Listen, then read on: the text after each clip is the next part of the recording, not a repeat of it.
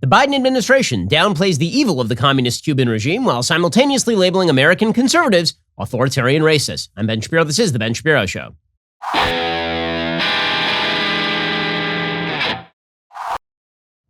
Today's show is sponsored by ExpressVPN. Protect your data from big tech with the VPN I trust. Visit expressvpn.com/Ben. Well, the Biden administration had a choice. When faced with the fact that there's this massive movement in Cuba against the regime, the Biden administration could have taken the Obama tack, or they could have taken the more traditional Democratic tack. So you'll recall that the Democratic Party was not pro-Cuba for the vast majority of Cuba's communist existence. It was JFK who was the leading sponsor of attempts to overthrow the Castro regime in Cuba.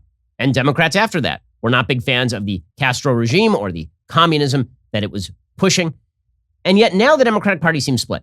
And this is reflected in the attitude of the Biden White House toward the current Cuban dissident movement. What we are watching in Cuba right now is perfectly predictable. We are watching as the Cuban regime cracks down on dissidents. There's a dissident named Luis Manuel Alcantara, who I spoke with just a few weeks ago via phone. He was in Cuba. The Cuban security services cut off the call. He talked about the movement. He explained what the movement was. It was not based merely on the economic circumstances in Cuba. It was not based merely on the lack of vaccines in Cuba. It was not based, in other words, on things that had arisen in the last 5 minutes. It was, in fact, a movement that was rooted in a lack of liberty. It was a movement rooted in opposition to the communist regime itself and its unwillingness to allow for basic human freedoms in the state. Well, now, Luis Manuel Alcantara has been detained by the Castro regime.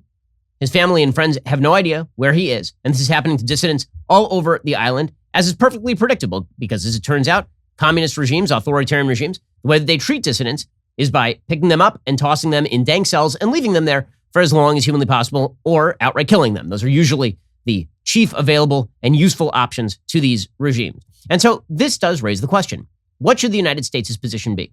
Now, on a moral level, the United States' position should be pretty obvious, right? It should be the position of traditional Democrats, which is that the Cuban regime ought to be condemned, and we ought to do everything in our power to see that regime topple. And then there is the Obama position. The Obama position was that the U.S. embargo on Cuba had created the conditions that allowed for the continuation of the regime. See, Obama's view on foreign policy was always that the United States was at fault, and the way for the United States to allow other regimes to change is to be warm to them, be cuddly to them, be friendly to them. This is why he suggested that the way to open up Iran's authoritarian dictatorship was to pass them into the economy of the world, make them part of the family of nations. It didn't work. Iran continued to fund terrorism all over the region. And then Obama tried the same thing with Cuba. And he suggested that if we just opened up Cuba's economy, if we got rid of the travel embargo, if we got rid of many of the sanctions, this would somehow make Cuba thrive. Cuba would become a better place to live, and the regime would be less stable. Of course, precisely the opposite happened. The Cuban regime became slightly more stable because when you give dictators more money, it turns out they use that money in order to solidify their rule over the areas in which they have total control. Okay, so this has led to a bit of a conflict inside the Biden White House. There are a bunch of old Obama holdovers who seem to continue to have the perspective that the United States is the problem in Cuba and that the Cuban regime ought to be treated with a certain level of respect, with kid gloves. And then there's some old school Democrats who, including Joe Biden, by the way, who seem to be less sanguine about the Cuban regime. And this is evident from the sort of statements that are being made by the Biden administration, which are in conflict with themselves. Right? They are not internally consistent. So Joe Biden did put out a statement. Here was Joe Biden's statement. He said, "We stand with the Cuban people and their clarion call for freedom and relief from the tragic grip of the pandemic and from the decades of repression and economic suffering to which they have been subjected by Cuba's authoritarian regime. The Cuban people are bravely asserting fundamental and universal rights. Those rights, including the right of peaceful protest and the right to freely determine their own future, must be respected." Okay, so far, that statement is not bad, right? So far, he's calling the regime authoritarian. He's talking about its repression and its economic suffering due to the regime. He's talking about the universal rights of the Cuban people. And then he gets to the final sentence. The United States calls on the Cuban regime to hear their people and serve their needs at this vital moment, rather than enriching themselves. Now, that is not a call for the Cuban regime to respect the human rights of its people. That is not a call for the Cuban regime to respect the individual ability of Cubans to dissent from the evils of the regime, to use those supposedly universal rights like the right of peaceful protest and the right to freely determine their own future. And Cuba's been subverting those rights for 6 decades at this point, for 62 years since the 1959 Cuban Revolution. The last sentence, where the United States calls on Cuba not to allow for free speech, not to allow for freedom of assembly, but to take care of the problem. That is Obama speak. Okay, the Obama speak there is, well, if the Cuban regime would just give its people a little bit more medicine, if the Cuban regime would just take care of the social welfare of its people, well, then the communist regime could stay and the human rights are completely secondary. This is a perverse view of the Cuban regime, and it's a perverse view of what exactly is going on in the first place, because the reality, once again, is that the Cuban regime is the problem. It is not that the current problems in Cuba are a result of any sort of extraneous force. They are not. Okay, they are the deepest effect of the underlying problems. It's so funny that the left in the United States will suggest that everything that happens in the United States is the result of underlying structural racism. And this is their big shtick. But when it comes to Cuba, the left in the United States wants to separate off the current economic circumstances, the current inability to pass out vaccines from supposedly this incredible national healthcare system. They don't want to attribute any of that to the obvious underlying structural problem, which is not something vague like structural racism that has been alleviated in the United States over the course of the past 6 decades. No, this is absolutely clear. This is a country that has repressed the ability of its own citizens to hold private property. The way that you go to the supermarket in Cuba is the government hands you this script that you can only use at the supermarket, and then they give you the products at prices that Cuba's regime thinks you ought to pay. It is an unfree society, which is, again, why tens of thousands of human beings have attempted to float their way from an island 90 miles off the coast of Florida through shark-infested waters all the way to places like Miami. In just 1 second, we'll get to the continued conflict inside the Biden regime, because once again, there's this internal division inside Biden's own mind, I think, between the old Biden, who is the quote-unquote moderate Biden, and the new Biden, who is woke and Bernie Sanders-esque on all of this. By the way, we are now talking about 72 hours of this going on without any comment from Bernie Sanders, who's busily tweeting about the evils of Jeff Bezos from his lake house. It's very convenient to be a communist in the United States. It's not nearly as convenient to be a communist subject of authoritarian regimes in Cuba or Hong Kong, for example. We'll get to more in a second. First, let us talk about the fact that you are dependent on coffee. I am dependent on coffee. I will tell you the truth. I was not a huge coffee drinker until like the last 2-3 years. Now my kids get me up at every available hour, and this means I need my coffee, and I want coffee that tastes great from a company that isn't going to spit in my eye over my politics, and that is why I enjoy Black Rifle Coffee. Black Rifle Coffee Company is a veteran-owned coffee company serving premium coffee to people who love America. Veteran CEO and founder Evan Hafer spent over 7 years on the ground overseas with U.S. Special Forces and as a CIA contractor. Black Rifle is continually committed to supporting veteran, law enforcement, and first responder causes, and this summer, Black Rifle invites you to enjoy your coffee. By that, they don't just mean the great taste of America's coffee, but more about the places you drink it, the passion and adventure it fuels and inspires the entertainment Black Rifle serves along the way. Whether you're brewing the perfect cup of pour-over before kicking tail at work or heading out on your next backcountry mission, Black Rifle is here to fuel your way wherever the summer takes you.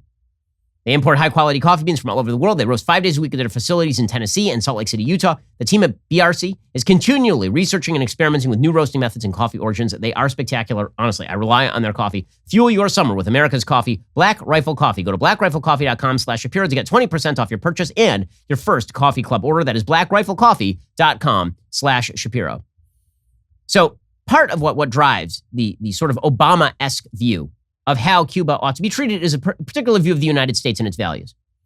There's a view that Obama made mainstream on the left and had been mainstream back in the 70s, but kind of fell out of favor with the rise of the Reagan era, which was that America was inherently bad. America's involvement in Vietnam was bad. America's involvement in Iraq was bad. And America's involvement in Cuba is bad. America is the nefarious force in the world. And the real problems that Americans need to face down are the problems here at home. America doesn't have anything to say about what happens in the rest of the world, because after all, America is just too perverse. America is just too wrong-headed. America is just too much of a problem. So this has led, as I say, to this conflict inside the Biden administration. On the one hand, you have Joe Biden, who is speaking sort of classical Democrat language from the JFK days, talking about how the people of the United States stand firmly with the people of Cuba. Here was the president of the United States saying the right thing with regard to Cuba yesterday. The Cuban people demanding their freedom from an authoritarian regime. And I don't think we've seen anything like this protest in a long, long time, if quite frankly ever. The United States stands firmly with the people of Cuba as they assert their universal rights. And we call on the government of Cuba to refrain from violence, their attempts to silence the voice of the people of Cuba. Okay, this is the right statement.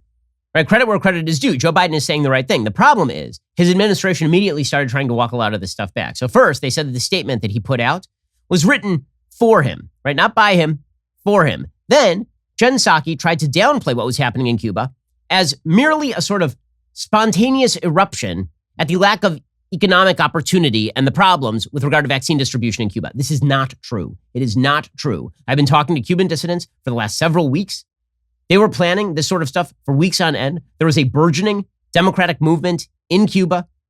I knew weeks ago that people were going to get out in the streets. People in Cuba knew weeks ago that they were going to get out into the streets. This is not just about the way the Cuban regime is handling its problems right now. And this, again, is a sort of pattern in the way that Democrats view the world. When a bad thing happens out there, they like to say not that it's a pattern that springs from the nefarious evil of underlying institutions, right? When it was Benghazi, it wasn't the nefarious evil of ISIS that was to blame, or America's soft stance with regard to security in places like Libya that was to blame. No, it was just a spontaneous eruption of upset over a random YouTube video. And now, according to Jen Psaki, what's going on in Cuba is a spontaneous eruption thanks to economic dislocation.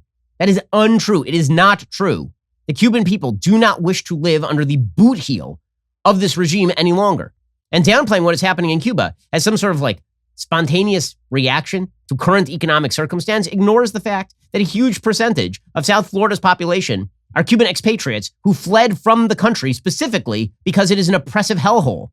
Okay, here's Jen Psaki sort of downplaying the cause that people are fighting and now being imprisoned and probably dying for in Cuba.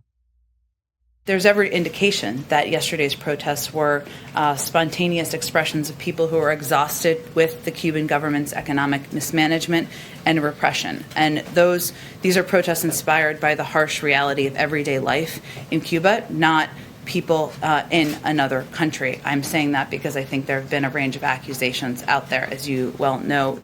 Okay, and then she says, well, it was really the lack of vaccines that caused all of this.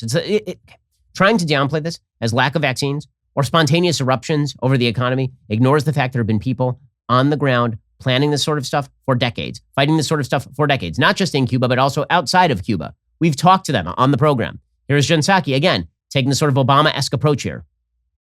Obviously, one of the issues that that protesters are justifiably out there in the streets protesting about is hunger, is lack of access to vaccines, et cetera. But we are continuing to provide a range of assistance, which we will continue to do. Okay, now here's the problem. One of the big problems is not just the moral problem with sort of making light of the underlying evil of the Cuban regime. The bigger problem is that the solution that would seem to be called for by diagnosis of the problem as just COVID vaccines or lack of economic opportunity is you ship some money and some vaccines over there. Right? Just throw them some cash, throw them some vaccines, and then call it a day. That would seem to be the dictated solution. But that, of course, is not a solution. The solution is the fall of the regime. The United States can't necessarily effectuate that from the outside, but we certainly can do a whole hell of a lot more than simply talk about how, they may have botched this one. Peter Doocy from Fox News was back in the White House press room and asking the tough questions. So he said, so you guys keep saying it's about vaccines and the economy. I've noticed that they are not shouting vaccines and the economy. They are shouting freedom and enough. Here's Peter Doocy grilling Jen Psaki. When these protesters are yelling freedom and enough, there are people within the administration who think they're saying freedom from rising COVID cases. Again, I would say that when people are out there in the streets protesting and complaining about the lack of access to economic prosperity, to the medical supplies they need, to a life they deserve to live, that can take on a range of meanings. There's a global pandemic right now. Most people in that country don't have access to vaccines. That certainly is something we'd love to help with. It could take on a range of meanings? Well, no, they're being very, very, they're marching with the American flag. And this is the point. This is where it gets very uncomfortable for Jen Psaki and the Biden administration. Again, they're of divided mind. On the one hand, Joe Biden wants to say that he's a patriot who loves the American flag. On the other hand, Joe Biden refuses to say to his left flank that they are doing something wrong in burning the American flag or stomping on the American flag or kneeling for the American flag. And this makes for a very uncomfortable situation for them when Cuba breaks out like this. Because when people of Cuba are flying the American flag and saying we want our freedom, and people on Joe Biden's left are saying America shouldn't get involved because America is the problem, America is bad, the true authoritarian threat is not from actual authoritarians, the true authoritarian threat is here at home, it puts Joe Biden in the middle of a vice. He's not willing to stand up to his left, and he's not willing to stand up for his own principles. Here was Jen Psaki having a tough time explaining why dissenters in Cuba are even flying the American flag. Now, for any normal person, any normal American, this is a very easy answer. The reason that Cuban dissenters, Cuban patriots are flying the American flag and not just the Cuban flag is because America stands for liberty, because the Declaration of Independence promulgates principles that are universal in nature, because the United States has been a beacon of hope for oppressed people around the world for centuries at this point. That is a very simple answer. And yes, it is wrong for Americans to disdain their own flag. There's something deeply ungrateful and wrong with it. Yes, they have a right to do it, but you have a right to do lots of stuff in America that's incredibly dumb and wrongheaded. You have a right in the United States of America to write moron on your own forehead. That'd be a stupid thing to do. Just because you have a right to do something doesn't mean you ought to do it or that you are right to do it. But the Biden administration does not have the stones to simply tell its own left, you guys are wrong on this sort of stuff. So this leads to the uncomfortable realization that Jen Psaki can't even just acknowledge the realities, which is that the Cuban dissenters are right and a lot of Americans are wrong. Does the administration support international protesters flying the American flag? And what message do you have to Americans who are wary of flying it here in the U.S.? Well, I would say first, the president certainly values and respects the symbol of the American flag. He's someone who certainly waves it outside of his house or does in Delaware and other places where he's lived throughout his time. But he also believes that people have the right to peaceful protest, and he thinks both can be true. Well, both are true. You have a right to peaceful protest, and also the people who are protesting by disdaining the American flag are morons. They're world historical idiots. Both of those things can be true, but she won't say that. She won't say that. Instead, she'll downplay the Cuban protests as sort of a situational problem. She will ignore the fact that it is idiotic to protest the beacon that is the United States. And by the way, the more that the United States refuses to stand up for itself as a beacon of freedom, the less that American flag actually means to people around the world. You want to see dissenters stop flying the American flag? Please keep promulgating policy like this. In just 1 second, we'll get to the folks that Democrats are really threatened by, the folks that they really are worried about. It's not Cuban authoritarians. It is not the Chinese regime that just stomped all over Hong Kong. It's not the Iranian terrorists who run the country. No, they're worried about you. Really, they are worried about you. Anybody who is conservative, anybody who's center, right? Anybody who's center. All of you people are the people who they are worried about. You're the true authoritarian threat. We'll get to more of that in just 1 second. First, let us talk for a second about the greatest underwear in the world. So I'm talking about Tommy John underwear. They just are the best. They grace this magnificent tuchus every single day. Apollo men's underwear is proven to keep you drier and up to 7 degrees cooler than regular cotton underwear. That's why Tommy John doesn't have customers. They have fanatics. I am a fanatic about Tommy John, by the way. I took literally all of my other pairs of underwear and I threw them in the garbage. Apollo underwear is soft, supportive, stretches for the perfect fit every day, is available up to size 4XL. With over 15 million pairs sold, men across America love Tommy John underwear because there's no more discomfort, no more chafing. And like all Tommy John underwear, Apollo comes with the best pair you'll ever wear or it's free guarantee. Tommy John's new Apollo men's underwear is high-end. You can't get them anywhere else. Right now, get 20% off your first order at TommyJohn.com/Ben. Go to TommyJohn.com/Ben for 20% off. TommyJohn.com/Ben. See site for details. By the way, they have stuff for ladies as well. My wife loves Tommy John products. Tommy John just makes comfortable stuff. It fits great. It's incredibly durable. It goes through the wash 29 times, feels the same as when it came out of the package. It's just great. TommyJohn.com/Ben for 20% off today. Okay, so while the Biden administration seems of, at best, split mind over how to handle the problems in Cuba, and again, Joe Biden gets personal credit for being mostly right, but then his administration, as so often happens, tends to walk this stuff back. Meanwhile, the language with regard to the supposed voting crackdown by Republicans is far harsher from Democrats than anything they have to say about the Cuban authoritarian regime. You got a regime 90 miles off the coast of the United States that is currently taking dissidents and throwing them in prison and or shooting them. And the language Democrats use with regard to that particular regime is significantly nicer, significantly more measured than the kind of language that this White House uses with regard to people who disagree on voter ID. For example, Jen Psaki. I mean, there's got to be an irony here to the fact that the administration uses the same exact term to refer to a Cuban regime that has not held an honest vote in 62 years and Texas legislators who want voter ID. It's an astonishing thing. It really is. Here's Jen Psaki yesterday saying that voter suppression laws being pushed right now, suppression law, they're not suppression laws. Okay? There's yet to be any evidence that these suppress the vote in any meaningful way or even designed to suppress the vote. But Jen Psaki says, we are now watching voter suppression laws so authoritarian that they are the worst threat to democracy since the Civil War. Now, I can think of a few threats to democracy since the Civil War. I can think there was 100 years of Jim Crow. That's a pretty big threat to democracy, it turns out. Actual overt laws designed to stop black people from voting in the South. That seems like a threat to democracy.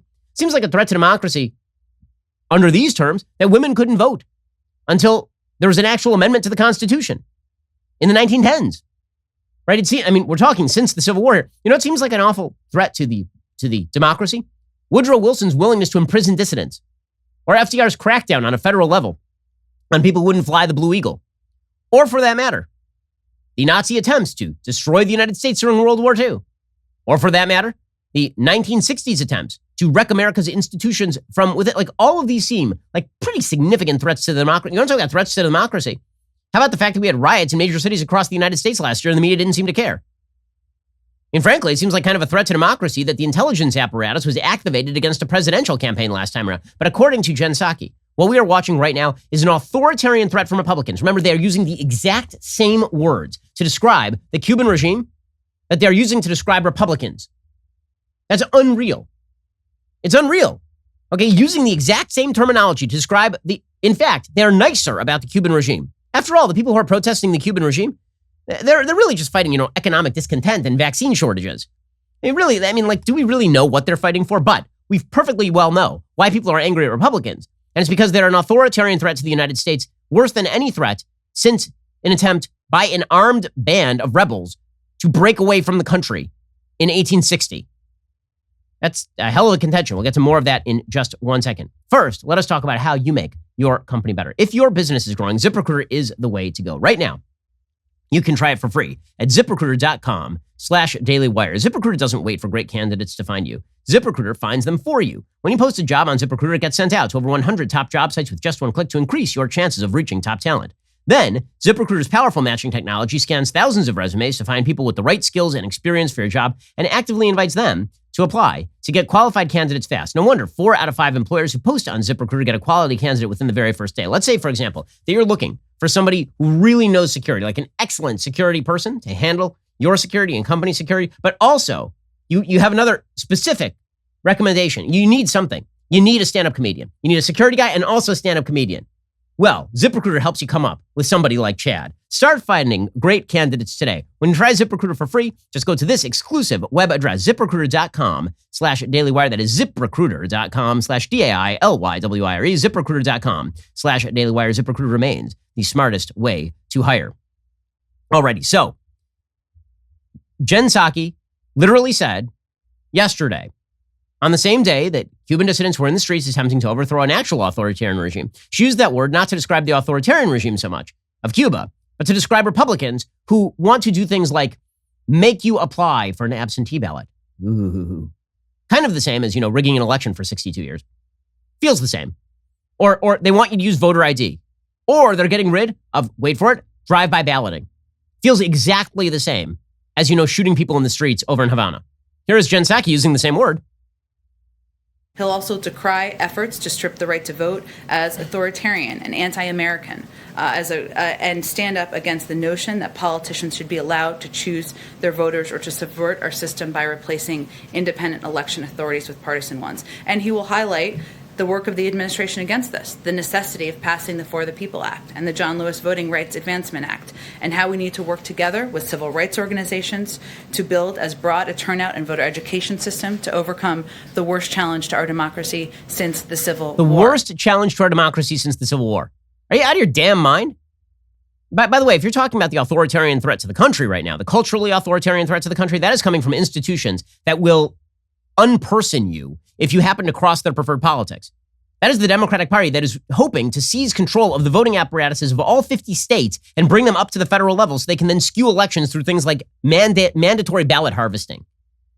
If you want to talk about like actual authoritarian threats, it is not coming from states that have their own voting laws, many of which are more liberal than blue states.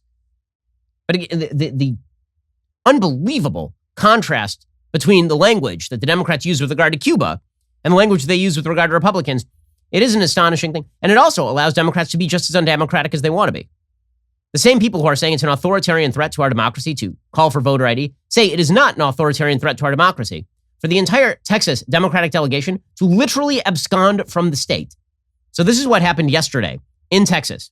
According to the New York Times, quote, Texas Democrats fled the state on Monday in a last-ditch effort to prevent the passage of a restrictive new voting law by the Republican-controlled legislature, heading to Washington to draw national attention to their cause. Nothing, by the way, is going to speak to the common Texan quite like Texas Democrats absconding to Washington, D.C., the center of all federal power, to suggest that they are being put upon. By the way, in a private jet, unmasked, I should note. These are real representatives of the people. They're the kind of, these are dirt under the fingernails, gritty, hard-working lawyers who take private jets to Washington, D.C. while talking about how courageous they are. The group left Austin in mid-afternoon on a pair of chartered flights that were scheduled to arrive by early evening. An official involved with the effort said more than 51 of the 67 State House Democrats had signed on, enough to prevent Texas Republicans from attaining a quorum, which is required to conduct state business.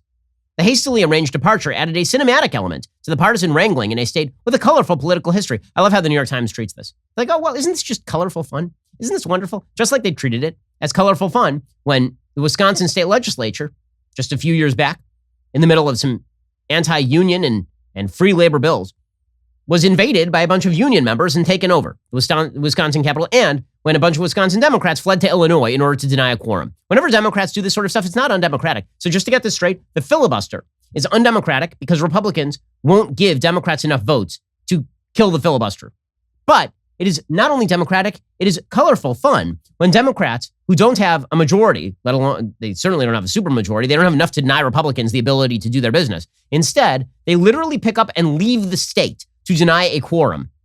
Okay, that is, you want to talk about thwarting the democratic process? It seems like, not going to the legislature just to deny the quorum, that's probably not something that was originally intended by the people who wanted there to be a quorum. Was what if an entire party just decides they're not going to go to work that day and they call out sick? By the way, the reason they're fleeing the state is because they can be compelled to show up at the Texas state legislature. You can actually send the cops to go and bring them so that you have a quorum. You can actually do that in most states.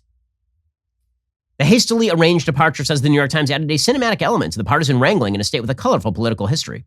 Democrats have fled to neighboring states in the past to try to block legislation, including in 2003, when they traveled to New Mexico and Oklahoma in an effort to avoid Republican attempts to redraw congressional districts. The move could paralyze the legislature for weeks if Democrats remain out of the state until the special session ends in August. Still, it lays bare their limited options long-term in a legislature where the Republicans hold the majority in both chambers.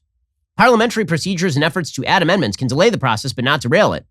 Republicans said on Monday the Democrats' gambit would ultimately fail. State Representative Briscoe Cain, a Houston area Republican who chairs the House Elections Committee, said the Democrats' departure, quote, slows things down, but would not prevent Republicans from prevailing. It's just denying the inevitable. Mr. Cain said describing the move as political theater will eventually get it done, one way or another.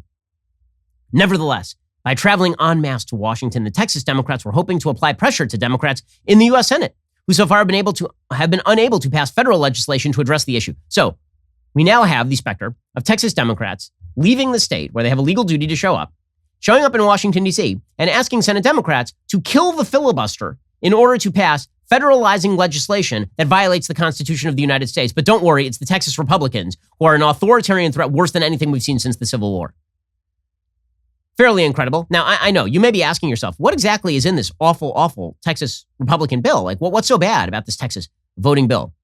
I will tell you, nothing. The latest bill in Texas, according to NPR, not a warm toward Republican source, includes new ID requirements for people voting by mail. And also, local election officials are not allowed to send vote-by-mail applications to people who haven't requested one. Why? Well, because very often you are sending vote-by-mail applications to people who no longer live at those addresses. We moved to Florida. Apparently, one of these things showed up in our mailbox in California because they have these sorts of stupid rules in California. Also, Texas was going to ban drive-through voting and extending hours during early voting. Republicans in the state say that these innovations opened the door to voter fraud. Again, these were mostly procedures that were put in place temporarily thanks to the pandemic. And then Democrats said it's the new normal. Just like everything else in government, the ratchet only works one way. Once you ratchet in these emergency options, then they become the de facto new normal. And once you push back on them, then Democrats claim that you are undermining the system that was implemented like 37 seconds ago, thanks to, a global pandemic. I will say the funniest specter in all of this is Democrats declaring themselves heroes for all of this. This is really funny. So there's a guy named James Tallarico. He's a Texas state representative. And here is what he tweeted. He's a Democrat. Quote, just landed in Memphis on our way to D.C. Thank y'all for your well wishes. We left behind our families, our livelihoods, and our beloved Texas. But our sacrifice is nothing compared to the sacrifices brave Americans have made throughout history to protect the sacred right to vote. The heartbreaking beauty. Okay, so here's the thing. Your sacrifice, you say that your sacrifice is nothing compared to sacrifice. No, your sacrifice is nothing. The sentence should have ended after the word nothing. You're not sacrificing anything. You got in a private jet. You went to Washington, D.C. You're going to stay at a 5-star hotel. You're going to have whiskey with a bunch of your Democratic colleagues. The media are going to treat you as though you're a wonderful hero. And then you'll go back to Texas and nothing will have changed. So really, slow clap, golf clap for all of y'all. Really impressive stuff. We left behind our families. You're not fleeing from Cuba, gang. You know how I know? Because if you were fleeing from Cuba, Democrats would probably oppose you. My God, the sort of pathetic, self-indulgent nonsense of our politics. It's so blech. It's so just gross. Fighting authoritarianism in Texas because of voter ID. So, folks like me, when I say that the left is engaged in authoritarianism, my proposed solution is more liberty. Right? It's leave me the hell alone. Generally leave people alone. When the left suggests that they are against authoritarianism, their rule is we need more top-down control, which means they're really not anti-authoritarian. They're just kind of anti their political opponents. There's a reason I have a brand new book. It's coming out called The Authoritarian Moment. It comes out July 27th. You should go pre-order it right now because it is all about this. It's about the militarization and weaponization of every institution in major American society and how we can reverse that course. But again, the left is so fond of declaring things authoritarian unless they're actually authoritarian, apparently. It's very, very troubling. Speaking of authoritarianism, we'll get to some cultural authoritarianism on the trans issue in just 1 second. First, let us talk about a simple fact. There are 1,000 reasons why protecting your home matters to you. I know it matters to me. 3 of those reasons are my kids. I got to make sure I know what's going on my property so I know where my kids are at all times. I mean, frankly, they just run around all the time. I can't keep track of all of them. And then I pop up the Ring device on my phone, and now I know what is going on. To get Ring Alarm for yourself, go to ring.com/Ben. It is the perfect way to start your Ring experience. Besides Ring being a powerful asset for my home, Ring is also an affordable whole home security system you can easily install yourself. It's never been more important to be able to see who's there or what's happening anytime around the house, inside or outside, and I can see it all in one simple app. That's right, with Ring, my family and I can keep an eye on our home no matter where we are right from our phone. It's great to know you'll never miss a visitor with Ring's hassle-free, easy-to-install indoor and outdoor cams and know when those packages are delivered. Start protecting your home today with Ring Alarm. Go to ring.com/Ben to get your Ring Alarm security kit today. You can build the system that is right for your home, have it up and running in just minutes. That is ring.com/Ben. Once more, ring.com/Ben. Go check them out right now. Go to ring.com/Ben. Get your Ring Alarm security kit today. Okay, we will get to the authoritarianism, the cultural authoritarianism of the trans movement in just 1 second because it is growing. First, again, a reminder, whether we're talking totalitarian lockdown measures that destroyed the middle class, well, telling you that it was wonderful to go out and protest for George Floyd, or whether we were talking about the indoctrination of school children, whether we were talking about the attempts by Hollywood to cram down a particular point of view and fire everyone who disagrees, the freedom of everyday Americans is under assault. You can feel it. You talk to conservatives, even moderates across the spectrum, they feel like they are being silenced because they are. This is the reason I wrote The Authoritarian Moment, to help people like you learn as much about how we got here and how you can fight back as you possibly can. The big thing here is how to fight back. There are a couple of different types of authoritarianism. There's governmental authoritarianism, like you see in Cuba, and then there's the social authoritarianism that suggests you must be excised from polite society for disagreeing, and the weaponization of institutions on behalf of that perverse notion. This is why you need The Authoritarian Moment. My new book is available for pre-order at Amazon, Barnes & Noble, or any other major bookseller. You're listening to the largest, fastest-growing conservative podcast and radio show in the nation.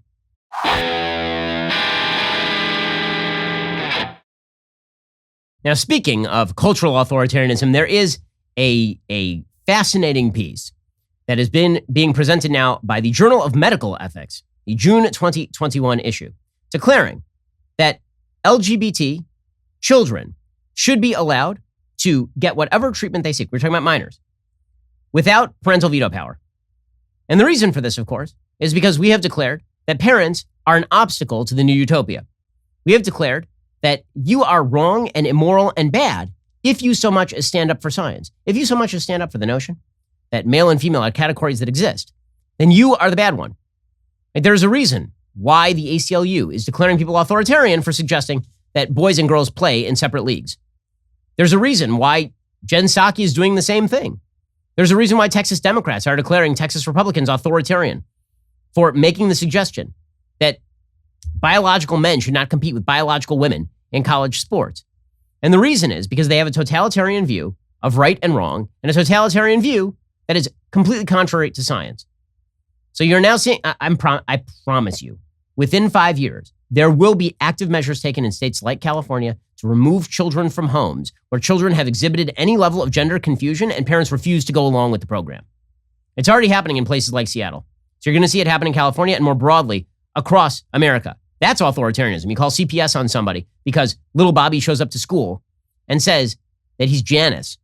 And instead of the teachers setting him straight or allowing parents to set him straight, the teachers immediately start mainlining him into the entire gender industry and telling parents they have no right to parent their own children. That is the next move. It's going to lead to some pretty wild side effects. And again, this is the mainstreaming of delusion, obviously. You want to see mainstreaming of delusion? There is apparently a series that is called 9 Months with Courtney Cox. It's a docu-series about various couples having children. Okay, this went viral yesterday. It is a video from apparently season 3, episode 8 of 9 Months with Courtney Cox. And it features a transgender man, meaning a biological woman, is a biological woman who had a baby. There's not a man who had a baby because that's not possible. There's a biological woman who used her uterus to create a baby and then pushed the baby out through her vagina because she's a biological woman once more. And no amount of testosterone that produces facial hair or growing the hair out or mastectomies changes the fact that this is a biological woman, as evidenced by the fact that biological men cannot give birth. I promise you, babies can't fit through the urethra. You think a kidney stone is bad? Try fitting a watermelon through there. In any case, this particular episode of this bizarre show features a transgender man, meaning a biological woman, who is married to a transgender woman, meaning a biological man. So this means a man who is married to a woman, but they believe they are members of the opposite gender. So in this particular scenario, the quote-unquote husband, the faux husband, meaning a biological woman, gave birth. And the faux woman, meaning a biological man, is the quote-unquote mother in this scenario. And this leads to the bizarre situation that apparently the parents have now refused to accept ID for their newborn baby because that would require the birth mother, like the actual woman, to identify as a mother and not the male. Okay, by the way, you're a bigot if you disagree. Not only are you a bigot, if you bring up your children to disagree, the left will sick the authoritarian regime on you. I mean, this is the way this is going to go over the next few years. You watch. And here is the bizarre new world we have created for ourselves, the counter-reality new world we have created for ourselves. Not only are we not assigning a sex to the baby, DC is forcing me to label myself as the mother, and that's not the case. Paterna is the mother. This whole birth certificate thing is really causing me a lot of hurt. Trans women can be mothers. Oh, I have to put it on here. Okay, this is perverse. Pause it for a second to understand what just happened. Okay, if you're not watching this, the video then cuts to the quote-unquote mother, a biological male, attempting to feed a human child with his chest. Now, this is not going to work because it turns out that biological males do not have milk ducts. So it's going to be rather difficult for the baby to get any sort of nutrition from all of this, of course. But it doesn't matter so long as these people feel better about themselves. Sure, the baby's going to starve to death, but at least the delusional parents feel better about themselves. And this is being championed. These are civil rights heroes. Civil rights heroes is a man who is sticking his nipple in the mouth of a child, in the mouth of a small baby, in a bizarre attempt to nourish the baby with literally nothing. And you're a bigot if you disagree, don't you see? Don't worry. You're the authoritarian for suggesting there is a problem here, or that perhaps it is not in the best interest of a child to grow up under these circumstances. That's in fact, if you suggest that, maybe the CPS should come for your kids if you suggest that sort of thing. And we can continue with this. Does anyone give a damn about the kid? Apparently not. Kids are just a purse. They're just a tool for people to use for their own personal enjoyment, apparently. The baby has been able to latch, but I've not been able to produce any milk. Because you're a dude. Because we're going to supplement the feeding with formula so that my baby's still getting the nutrients that they need. But I'm still feeling hopeful. You're not supplementing. That's not supplementing. Supplementing assumes that there is a baseline of nutrition that is being provided.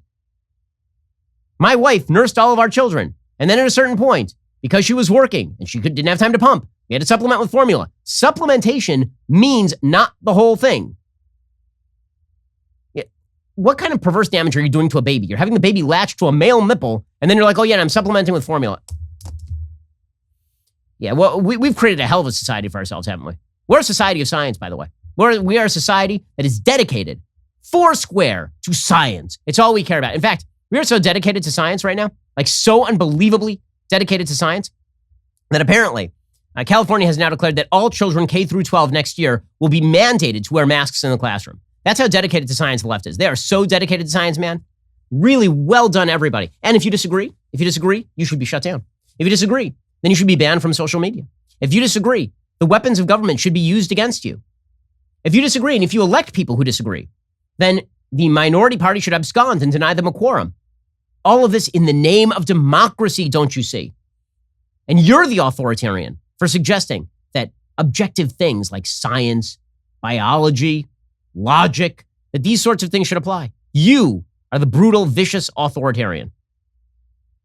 This country, I guess that we got so fat and happy that we no longer had to engage in the world of reality. And that is really the end of it. Because I'll tell you what, the folks who are protesting in Cuba right now, the people who are marching in Cuba at risk to their own lives, I highly doubt that these sorts of idiocies are the things that they worry about on a day-to-day level.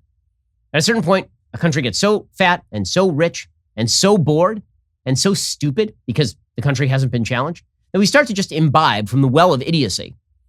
And then we become more and more idiotic. And as we become more and more idiotic, we declare anybody who disagrees the real threat to the country. Yes, America, the American flag remains a beacon of liberty so long as the truly authoritarian left loses. If the authoritarian left wins, then we have a bigger problem, and so do people all over the world. Wow. Things are going great, guys. Things are just going spectacularly well. One additional note. Apparently, there's a representative in Arizona who is also making sure that we have the proper representation on our nation's high courts. As another element of the stupid authoritarian notions that we are now pushing for. There is a Representative Greg Stanton from Arizona. He says that we have to make sure that all of our courts are represented by sexual orientation. He says it's a problem. There's only one gay member of the Ninth Circuit. My home state of Arizona is part of the Ninth Circuit. Currently, there is only one openly gay member of the bench in the Ninth Circuit. So I want to hear from Admiral Cruz and Ms. Diaz-Yeager on this one. Lack of diversity in the federal judiciary hurts our justice system. How do we go about making a plan to address such vast disparities in making up our federal bench? Yes, we definitely need to focus in as a high priority on how many gay judges sit on a particular judicial bench. Things are, how depressing. Alrighty, we'll be back here later today with an additional hour of The Ben Shapiro Show. Coming up soon, The Matt Walsh Show airs at 1:30 p.m. Eastern. Be sure to check it out over at dailywire.com. I'm Ben Shapiro. This is The Ben Shapiro Show.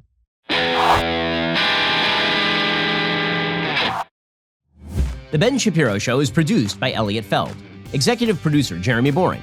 Our supervising producer is Mathis Glover. Production manager, Pavel Wydowski. Associate producer, Bradford Carrington.